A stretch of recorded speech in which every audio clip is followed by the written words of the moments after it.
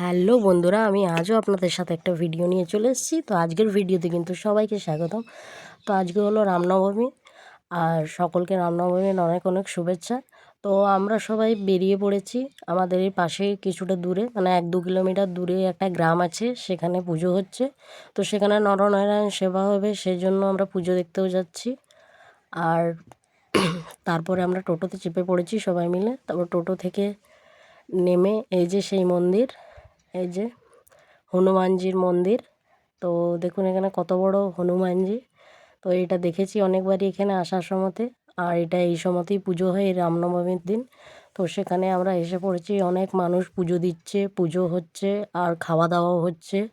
তো এই যে এখানে সেই রামনবমীর মন্দির, আর এই জায়গাটার নাম হলো বড়কুড়ো।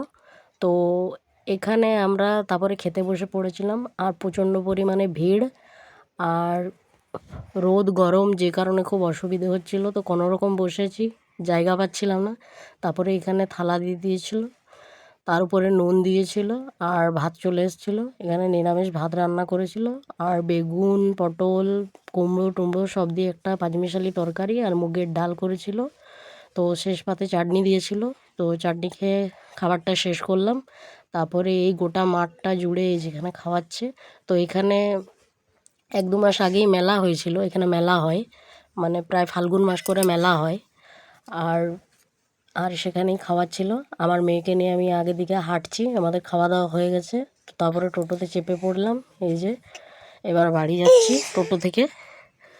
তো টোটো থেকে যেহেতু বাড়ি যাচ্ছি, এবারে এদিকে এই যে সবুজ ধানের ক্ষেত, এদিকের রাস্তাটা খুব সুন্দর, ধানের খুব সুন্দর ক্ষেত।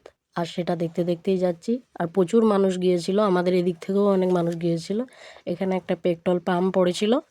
তো তারপরে তারপরে আমরা টোটো থেকে নেমে পড়লাম আমাদের লোকেশনে। তো আজকের জন্য এটুকুনি।